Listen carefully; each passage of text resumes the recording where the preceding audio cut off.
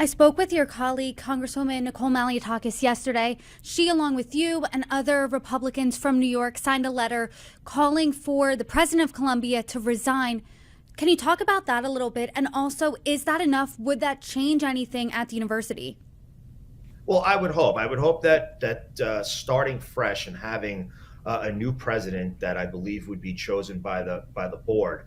I would hope that they would see that the times that we're living in and the decisions that the administration at Columbia and other universities across this country have made have led to hate-filled anti-Semitic speech. And again, the fact that you have students on campus that do not feel safe, that were afraid to go to their first Seder last night during Pesach because they were in fear for their safety.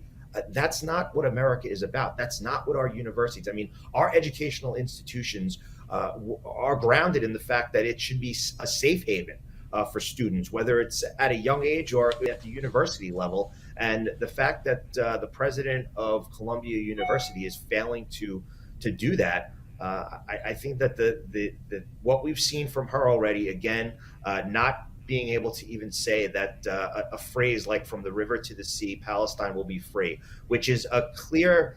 It is clear when protesters are chanting that, they are calling for the destruction of the state of Israel. They are calling for the elimination of the people of Israel.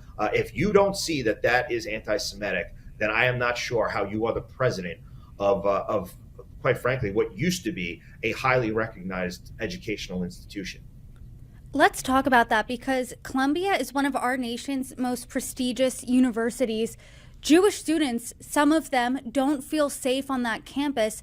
It's in New York, it's in your state. Are you surprised by any of this?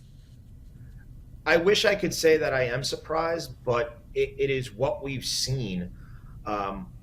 Recently, dating back to I guess the BLM riots and the engagement of students who, quite frankly, I think many of them are paid. I think they are professional agitators, professional protesters, and it has become a breeding ground in our universities. And I think that was, really came to light during those hearings that we had on Capitol Hill with the Education and Workforce Committees, when presidents of colleges and universities were witnesses to talk about this exact situation. And it was clear that some of the presidents who lead some of our finest educational institutions do not have the moral compass to call out anti-Semitic, hate-filled speech when they see it.